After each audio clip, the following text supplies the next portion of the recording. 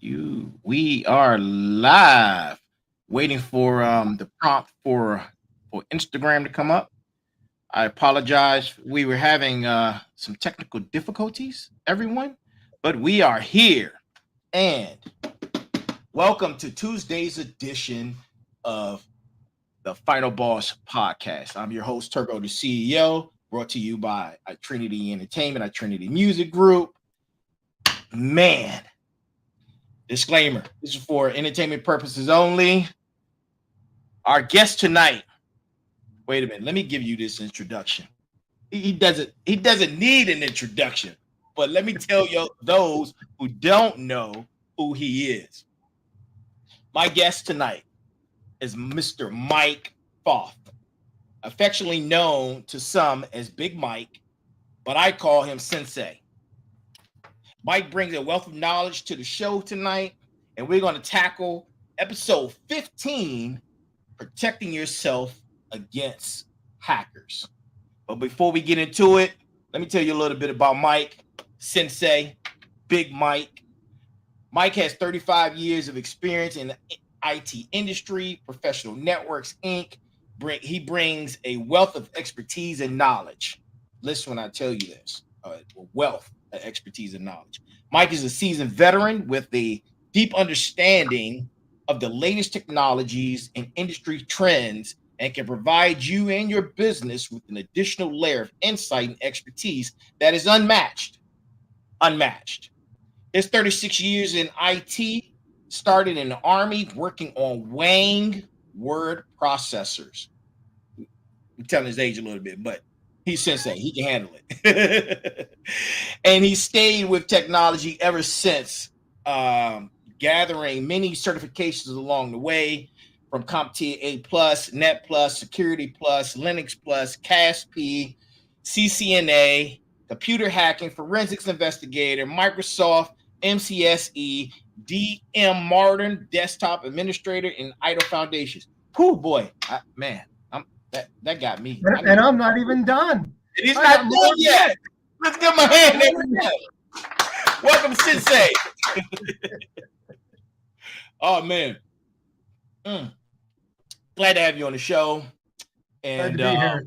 Oh, man, this is amazing. This is a dream come true. And I really appreciate you coming on board, sharing your knowledge and your expertise in the field, and continuing the conversation we were having about PII protection and protecting your information from hackers, along with standardizing and refurbishing and adding security to your home networks. I couldn't get that out, but yeah. But before we get started, I had just a brief question from the things that are going on right now. Social Security numbers across America were recently hacked as early as this week. What are your thoughts on that, and how can people take some simple measures to protect themselves against hackers and people getting that information from the recent hack? So the recent hack was a national public data hack. 2.9 billion people's records, to include names, addresses, social security numbers, okay? 2.9 billion people. So my son is also in the industry, and he was out looking, investigating, checking himself out, and he goes, "Hey, Dad, you're on the breach. You're on the list." Wow. So my social security number is already breached. Wow. And there's nothing you personally can do about that. You don't own the data. The data has already been gathered somewhere else. Someone else has it. And when they get breached, there's your data. Wow. So the only thing you can do, and this is a 3-step process, everyone needs to do this. This is super critical. Take notes, people. Take notes. Mm-hmm. I just did this today for myself and my wife to make sure we were good to go. So if somebody's going to have your name, address, and social security number, what they're going to do is they're going to try to open up credit. They're going to try to get credit cards or open up lines of credit in your name. That's identity theft. So what you do to protect yourself in that realm is you go to the big three. You go to Experian, and you can go Google search. This is so easy. Google search Experian credit freeze. You can sign up for a free account, and you can freeze your credit and then bookmark it so you can go back in later and unfreeze it if you want somebody to run credit on. You do it on Experian, you do it on TransUnion, and you do it on Equifax. Those are the big three. So there's somebody's going to try and get your credit. That's the target, is to get your credit. Okay? You can't help it. It's already out there. Consider that it's not a matter of if, it is already a matter of when, and it's already happened. Right. So now you have to protect yourself by locking your credit. Now, if you want, you can go one step further, and you can purchase through like Experian, their product that you pay a monthly fee, and then they monitor everything for you. So the advantage of that is you don't have to worry about it as much because they're doing some monitoring on your behalf. And it's one of the credit bureaus. Okay. That's really nice. If something pops up, you can go right in there and dispute it quickly. Nice. So the number one thing, you lock your credit. Every single person that hears this podcast needs to lock their credit. Wow. That's your number one. And you need to do this as fast as possible because the breach is new, the breach is fresh, but it's already out there. You said 2.9 billion? Billion. That's a third of the planet. That's incredible. Wow. Man. Whew. Go lock your credit, people. They were not even supposed to have the data. Sounds like they had the data. Thoughts. They had the data, and the data is now gone. So now it's already, the cat's out of the bag. It's already done. You know, we were worried about if it's going to happen. It's already happened. It's already happened. It's already done. Count it as done. Now protect yourself. Wow. So that's your number one most important thing you can do. Now, another thing you can do. Now, I'm not all about marketing products. Right. I just look for solutions to solve problems. Okay.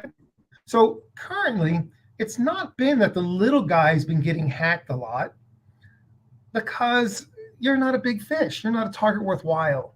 Right. What they want is that 2.9 billion data. That's what they're after. Yeah. But you can protect yourself in your home systems. So you can get products. Now, the big three, McAfee, Norton, and Trend. Those are your big three antiviruses. Those are the ones that they're okay. Don't get me wrong, they're all right. Right. But in today's world, Microsoft has done a decent enough job with their antivirus product. If you combine that with something like it's called Malwarebytes, you put that on your machine, it protects you against all the web stuff. That's where you're hacked. Even your Mac people nowadays are going to be hacked through web browsers because that's where it comes from. It doesn't come to the operating system. It comes right through your web browser. Wow. So you need to protect your web browser. So the way you do it is use Malwarebytes, and it protects your web browser. And then you let your other antiviruses in the background take care of the rest. So what you're doing is you're doing the big rock, little rock scenario. You're filtering. Yeah. Filtering out. Okay. So, right. And that's how that's a couple. And then the other thing is that you see in these little scams going around, and you see these ones where you get an email from somebody. It looks like it's official. It looks like it's from work. It does look like it's from their email address. Right. And it says, "Hey, we got this SharePoint document we want you to open." If you use Office 365 at all, which a lot of people do, okay, a lot of people are using Office 365. So the problem is that if you go click that link to open that SharePoint document, it wants your Microsoft credentials. Now they just gathered your Microsoft credentials. Now they're going to take your account over. Your account, yep, and hold it ransom. And what they do is they don't hold it ransom. They just go take it and use it. Wow. They go to your address book and start sending out everything is you. So you'll notice, you say, well, I'm not receiving any emails. That's one of the little flags. I don't receive what my emails. I'm not getting any emails. I'm getting emails, 100 emails a day. Now I have none. Wow. You go into your online at Microsoft Office 365 and you look at the rules. And in the rules, you'll see there's a rule that says any new email, delete it. And what they're doing is they're making sure that nobody that you send mail to can reply to you, say, hey, did you send this? Mm. And that's how they're harvesting credentials. So anytime anything pops up on your machine, if you get a thing that pops up and says you got a virus or you got a problem, the first thing you do is unplug your computers. Unplug your hold the computer. power. Take it off the network. And if you got a laptop, hold the power button down. Yeah. Hard power off. Then when you reboot, your browser, hey, we had some web pages. Do you want to restore those? No, because the bad one was in there. And then you go clear your temporary stuff. You empty your cache. All the things you've been to, your history, make it all go away. And that prevents you from getting somebody who calls you on the phone saying, we're from Microsoft and we're, give us money or let us in your system to fix it. Right. All of my clients have a standing rule. I don't care 24/7 if something's going on. You don't call that number, you call me. And that way I'll tell you. Microsoft's never going to call you unless you have called them and made an appointment with them to deal with a problem. They won't call you. So that's a number one flag. They're never going to call you. Wow. And, you look at passwords to say, okay, well, I got all these crazy passwords. What do I do with all these passwords? So the problem with most people in passwords are, if you have social media, and I know your social media, I can plug into your social media, gather all that information, plus the information from the data breach and public information, and I can find what school you went to, the high school mascots. I can find all that stuff easily. So what you do is you use a product, which is there's the one that was LastPass, but LastPass got a small breach. It wasn't as big as they made it out to be. Okay. They got a portion of some code, but they got it resolved. But another one is called Bitwarden. Bitwarden. Warden. And what you do is you get that free product, you install it, you put it on your phone, you put it on your laptop, you put it on your desktop. Every time you go somewhere that needs your passwords, you can have passwords that are 20 characters long. It doesn't care. Bitwarden remembers it for you. You don't have to type your password. So you don't have to remember all your stuff. You just have your master password to get into Bitwarden, and it's on your phone, and it's on your laptop. So when you log into web pages, it says, hey, do you want me to save this one for you? You got a new password. Would you like me to update your password? And you can go on your keyboard and just go like this, ding, ding, ding, ding, ding, ding, ding, ding, ding, ding, ding, and count to like 12 to 20. All right, 12 to 16 is your best character count right now in today's world. Absolutely. 6 characters, 4 characters is instantly broken. 6 characters, 8 characters, and I don't care, uppercase, lowercase. The most important thing is not uppercase and lowercase and characters. The most important thing is length. How long is your password? That's what makes it hard to break. So you put this crazy thing. You can go into Bitwarden, go for a password, and you can go 1, 2, 3, 4, and do, you can go through there or say, generate one for me. Give me a nice 16-character password that I don't never need to remember, but it's in Bitwarden. Right. And that saves you the hassle. Yeah, and you have a different password for everything. So somebody gets your password. Most people will put the same password in all their accounts, their bank, their Home Depot, everything. And all they need is one. And well, I'll tell you the big one that they get is they go after your Amazon account. Ooh. And if you're saving your passwords in your system, if you tell Google, save my passwords, Google, and I'm a hacker, I can go in and steal every passwords in your computer. Wow. Quickly. Now I got passwords everything. If I have Amazon, guess what happens? I now can put new shipping addresses. I have access to credit card. It doesn't prompt me for a credit card every time. It's instant, and it takes your credit card. So to protect yourself there, you can utilize certain credit card companies have what's called a virtual card. So if you use Capital One, they got a thing called a virtual card. Yep, That's an they example. Yep. And you use the virtual card when you buy online. Mm-hmm. That way you're not using your actual card. And something happens, gets compromised, it's the virtual card compromised, not your personal card. Wow. So you're protecting yourself there. That man, that's And great information. if you have, I'll give you one last one. Then Okay. No, go ahead, because it's going to. If you have electric company, Mm-hmm. if you got electric company, put a secret word on it. You got any telephone, put a word on it, so nobody can access your accounts without that special word. Username and password doesn't help. They still got to have the special word. You see? Yeah. Go ahead. You had something you want to say?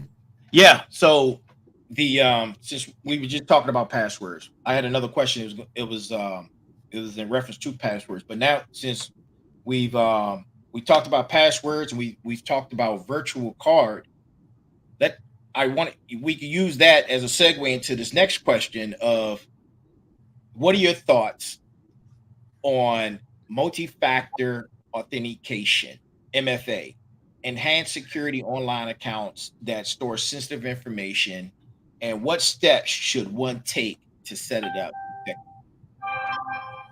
So if you're, for example, let's say you're in Instagram, you really have to do MFA in Instagram. And the reason why you have to do MFA in Instagram is because someone's going to steal your Instagram page. Mm-hmm. And if you don't have it, it's a big deal. Yeah. So what you do if you don't know how to do it, it's simple. Do a search. Instagram, how to use MFA. And MFA is something like it will send an email to your email address, or it'll send a code to your cell phone, or it will call you. Okay. And so what you do is you set it up as to which style you want. Now, most of us have one of these things. Mm-hmm. And it stays on us, right? This thing is on us 24/7, right? We don't need a chip in our hand or on our forehead. We got a phone. It does more than that could ever do. Okay. Right. During the pandemic, Apple and Google narked on everybody and said that most people in the country only went within 17 feet of their house. So what are you going to do? Yeah. The information is already there. So what you're doing is you're using your phone. Now, a determined hacker, MFA only slows them down. It doesn't stop them because they can clone your SIM. And now they got a phone as your phone. Yeah. So you're taking basic precautions to take care of your stuff. When you set up MFA, make sure that you tell the system, whatever which one it is, sign everybody out. If you change a password, force every session to be closed. So everybody must log back in. Now, if I go to a new computer and I want to sign into Facebook or Instagram, it says, hey, you've never signed in here before. It'll send me my multi-factor authentication, which is going to my phone. Now, it can go to an email address, and then you put the code in that it gives you a 6-digit code. Or some of the newer systems use Microsoft Authenticator. Right. Okay, there's Authenticator apps. That what happens is you go to Microsoft products, you go to the email address you're going to use, you set it up in the Microsoft Authenticator. So now when you're going to authenticate, Microsoft says, hey, go to your MFA app and look for number 47, touch that number, lets me in. The way you turn that one on is you use your thumbprint. So now your thumbprint, which is biometrics. Unlocks it, which is better than a username or a password or a PIN. Because it is you. It actually is you. So once you do that, you then unlock the authenticator, and then you can go into your app. But every time you change passwords, you want to tell the system, look, kick everybody out. Absolutely. Everybody has to sign back in. Because if a bad guy got in and you don't kick him out, you change the password, he's still in. I hope y'all are taking good notes. Mike, this is going to be a series, everyone, because Mike has enough knowledge. It's too much information. I have one more question before we close out. It's a really, really quick question. But sure. What role do data encryption and secure connections play in protecting PII during online transactions, and what tools and practices should one consider using this purpose. So when you're doing anything, I'll give the easiest example. You're doing online banking. That's your big one, okay? So online banking, everybody does it. Everybody knows about it. So number one, most of your banks, if they don't use MFA, they better. Right. But when you go to the website, you're going to look on, and this is when you're in your browser, whether it be on your desktop or your laptop or on a tablet. You're going to go in and you're going to look at the lock. There should be a lock. It's HTTPS, and it should be a lock. And that is verifying the certificate, which is showing they are who they say they are. Right. So if you go in there and you open up the lock and you look in there and it says today's date is the issue date and today's date is the expiration date, that's not a good website. Somebody's doing some hacking. Right. They're trying to impersonate. Never do anything on purchases through HTTP, unsecure. Because unsecure is, I'll give you an example. If I'm going to go swimming in a pond and the pond is dirty, I'm going to get dirty swimming in that pond. Okay? That's in the clear. That's called unsecured.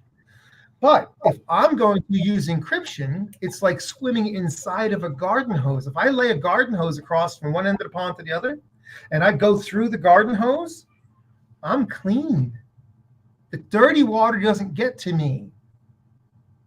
And if somebody tries to steal that data, it's scrambled. Right. So you lock the data and you unlock the data. So if you don't have the keys, you can't get the data is no good. So that's why that's important when you're doing these transactions, that you make sure the sites have a lock, that it's encrypted. And when you go to get apps, only get apps through the app store through that vendor. If you think there's a problem with that vendor, call their support and ask them. Don't guess. Right. Call them up. Go ahead. Call them up. Is this your stuff? If you get a text message that says, I've seen this will happen. You get a text message that says, my bank says I'm getting blah, blah, blah. Click the link. Yeah. I call the bank. Hey, did you send me that? And they're like, no, that's not us. So you call. Yeah. Get an email. I'll get an email from you. I'm going to call you and say, hey, did you send me the email? This is how you protect yourself. Basic number one. Absolutely. Just simple. Now, when you make purchases, only do purchases online with credit cards. Don't do purchase online with a debit card. You can do fraud reporting on a credit card. You can't do fraud reporting on a debit card. You won't get your money back on a debit card, but you'll get your money back on a credit card. Credit card, absolutely. That's why you pay the interest and the fees on credit cards, so you can get protection in the world. Wow. Let's give Mike a hand, man. Oh man. Well, thank you, sir. That was a wealth of knowledge. My pleasure. It's just so much. That's the thing. Much. You have to take it in little bites. Part one. Yeah, this is part one, everybody. We're going to bring Mike back, and we're going to go even deeper into protecting yourself, protecting your network, protecting your information from these hackers. And man, I wish I had more time, but we don't. But we're going to do it again, and we'll be back again. We'll get there. We're going to get it done. We'll get there. I'm Turbo, the CEO. This is Big Mike. I'm the Final Boss Podcast. Wealth of knowledge. I hope everyone took great notes. Listen, I'm going to post it, rewatch it, make sure you study it, and we're coming back with part 2 sooner than you think. Thank you. Everyone have a great night. Enjoy the rest of your week, and I'll see you on Sunday. Mike, if he's available, I might have a special guest on Sunday. We'll see. Talk to you then. All right. All right.